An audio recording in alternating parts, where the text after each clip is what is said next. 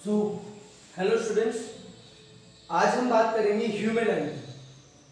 देखो, जैसा कि हमें पता है ह्यूमन आई का फंक्शन हमारी बॉडी में सेंस की तरह है, ठीक है, और उसका सेंस क्या है? विजन।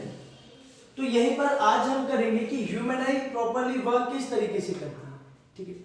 हम सबको पता है ह्यूमन आई का स्ट्रक्चर जो है वो लगभग स्फेरिकल है, नियरली स्फेरिकल शेप की ये ह्यूमन आई हमारी होती है, ठीक है। अब इसमें क्या क्या पार्ट का क्या क्या फंक्शन होता है, किस तरह वो अपना काम करते हैं, ये मैं आपको यहाँ पर बताऊंगा। बेसिकली अगर हम देखें बोर्ड के पॉइंट ऑफ व्यू से तो मैक्सिमम टाइम्स ह्यूमन आई का डायग्राम भी आया है बनाने के लिए और इसके फंक्शंस के बारे में लिखने के लिए भी है, ठीक। तो हम बात करेंगे ह्यूमन आई की। तो ह्यूमन आई में हम सबसे पहले अगर हम बात करें तो सबसे पहले हम बात करेंगे इसके फ्रंट पोर्शन की। ये फ्रंट पोर्शन जो हमारा आई का व्हाइट पोर्शन होता है, ठीक है। व्हाइट पोर्शन को हम क्लेरोटिक भी बोलते हैं। ये जो हमारी आंख के फ्रंट का पोर्शन होता है उसको हम क्या बोलते हैं? क्लेरोटिक। ये एक टफ सब्सटेंस होता है, व्हाइट कलर का टफ सब्सटेंस होता है और ये ओपेक होता है, मतलब इस व्हाइट पोर्शन से कोई भी लाइट आई के अंदर नहीं जा पाएगी, ठीक है। इस टफ सब्सटेंस में एक बल्की लेयर बनी हुई है। इसमें जो बल्की लेयर है, इस बल्की लेयर को हम क्या बोलते हैं? इस बल्की लेयर को ही हम कॉर्निया बोलते हैं, ठीक है। जो ब्लैक कलर का हमारी आई के सामने का पोर्शन होता है जो हल्का सा बाहर निकला होता है उसी को हम क्या बोलते हैं? कॉर्निया। और एक ये ट्रांसपेरेंट होता है, ठीक है। कॉर्निया के अंदर जो हमें ब्लैकिश पार्ट नजर आता है वो ब्लैक टिश्यू जो होते हैं वो ब्लैक टिश्यू होते हैं कोरोइड, ठीक है। ये ब्लैक टिश्यूज रहेंगी, ये ब्लैक टिश्यू की लेयर को हम क्या बोलते हैं? कोरोइड, ठीक है। अब बात करते हैं लाइट रेज की। लाइट रे सबसे पहले हमारे फ्रंट पोर्शन पे पड़ेंगी। फ्रंट पोर्शन में हमारा क्या आता है? कॉर्निया। कॉर्निया से लाइट रेज अंदर जाएगी, ठीक है। जब कॉर्निया से लाइट रेज अंदर जाएगी तो लाइट रेज को कंट्रोल करने का काम, लाइट रेज को कंट्रोल करने का काम किसका होगा? प्यूपिल। प्यूपिल एक गैप होगा जो हमारी लाइट रेज को कंट्रोल करके हमारे आई लेंस तक पहुंचाएगा, ठीक है। और प्यूपिल को कंट्रोल करने का काम किसका होता है? आइरिस का। आइरिस एक शटर है। लाइक कभी कभी आपने नोटिस करा होगा कि हम धूप में से अंधेरे कमरे में आते तो हमारी आंखों का साइज इंक्रीज हो जाता है, हमें पूरी आंखें खोलनी पड़ती है। क्यों? क्योंकि धूप में लाइट का अमाउंट बहुत ज्यादा हमारी आई के अंदर जा रहा होता है, ठीक है। और धूप में हमारी आंखें प्रॉपर खुलती भी नहीं, हमें ऐसे करना पड़ता है, आंखें चुंदिया जाती है। क्यों? क्योंकि ये जो प्यूपिल है, ये प्यूपिल अपने साइज को कम कर लेता है अगर हम ज्यादा ब्राइटनेस में जाते हैं। जब हम ज्यादा ब्राइटनेस में जाएंगे तो प्यूपिल अपने साइज को कम करके लाइट की इंटेंसिटी को रोकता है, ठीक है। और प्यूपिल के साइज को कंट्रोल करने का काम किसका होता है? आइरिस का। तो इसीलिए अगर हम डार्क रूम में तो प्यूपिल का साइज क्या होगा? इंक्रीज हो जाएगा और आइरिस का साइज डिक्रीज हो जाएगा। वहीं पर अगर हम ब्राइट रूम में, बहुत ज्यादा ब्राइट रूम में, हम धूप में, तो प्यूपिल का साइज क्या हो जाएगा? कम हो जाएगा और आइरिस का साइज बढ़ जाएगा। जितना आइरिस का साइज बढ़ेगा उतना प्यूपिल का साइज कम होगा। और प्यूपिल का साइज ही डिपेंड करता है कि कितनी लाइट की इंटेंसिटी को आई के अंदर जाए। तो जितना प्यूपिल का साइज ज्यादा होगा उतनी लाइट की अमाउंट अंदर जाएगा और जितना प्यूपिल का साइज कम होगा उतना ही लाइट का अमाउंट कम अंदर जाएगा, ठीक है।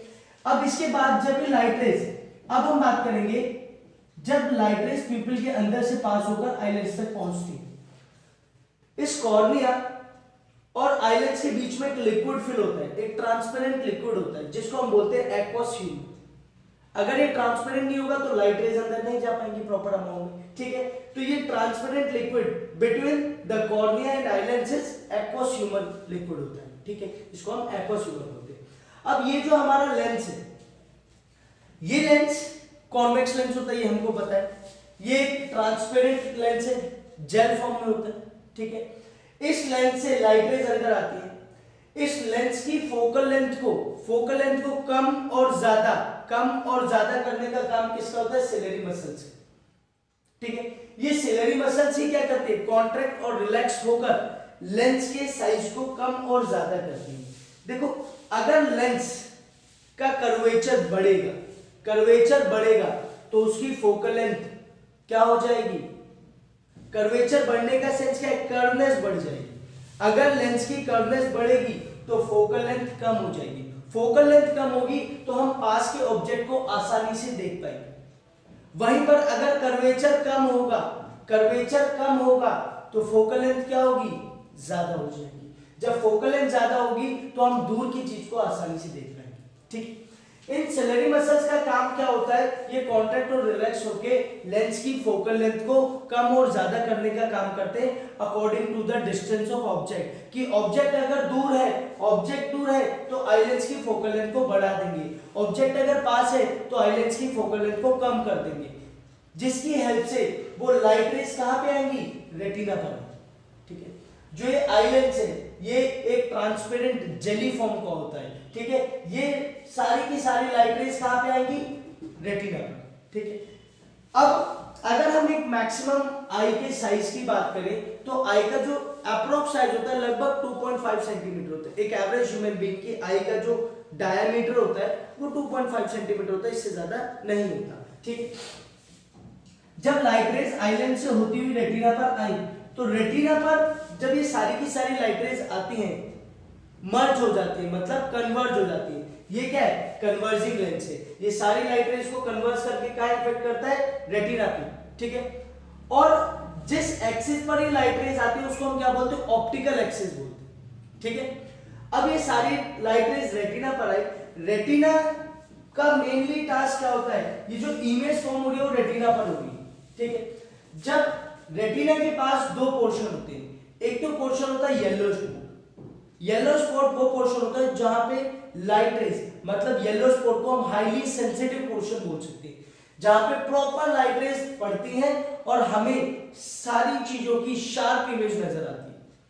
वहीं पर अगर हम बात करें ब्लाइंड स्पॉट की, ये भी रेटिना का ही एक पार्ट है। ब्लाइंड स्पॉट वो पोर्शन होता है जहां पे लाइट रेज पड़ती तो है लेकिन यहां पर रोड्स एंड कोन सेल्स नहीं होती। रोड्स एंड कोन सेल्स का काम क्या होता है, रोड्स एंड कोन सेल्स का काम होता है कलर्स को आइडेंटिफाई करना।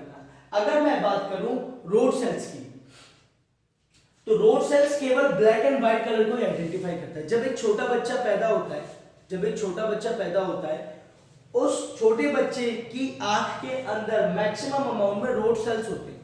तो रोड सेल्स की वजह से वो केवल दो ही कलर देख पाता है, ब्लैक एंड व्हाइट। मतलब एक पैदा हुए बच्चे की जो दुनिया होती है, शुरुआती दुनिया, उसको हम ब्लैक एंड व्हाइट बोल सकते हैं। फिर धीरे धीरे उसकी रेटिना में कोन सेल जनरेट होने लगते हैं। ये कोन सेल्स का काम क्या होता है, ये डिफरेंट कलर्स को आइडेंटिफाई करता है। ठीक है, जो ऐसे जानवर होते हैं जो रात में जागते हैं और दिन में सोते हैं, ठीक है, तो उन जानवरों की आईज में रोड सेल्स का अमाउंट मैक्सिमम होता है और कोन सेल्स का अमाउंट कम है। ठीक है, इसीलिए उनको रात के अंधेरे में ही चीजें ज्यादा नजर आती है दिन के उजाले के कंपैरिजन में। वो दिन में सो जाते हैं और रात में जागे रहते हैं। ठीक है, और ब्लाइंड स्पॉट वो पोर्शन है, इनसेंसिटिव पोर्शन हम इसको बोलेंगे। ये वो पोर्शन है जहां पे लाइट रेज आएंगी तो मगर आप कुछ आइडेंटिफाई नहीं कर पाओगे कि आपके सामने ऑब्जेक्ट क्या रखा हुआ।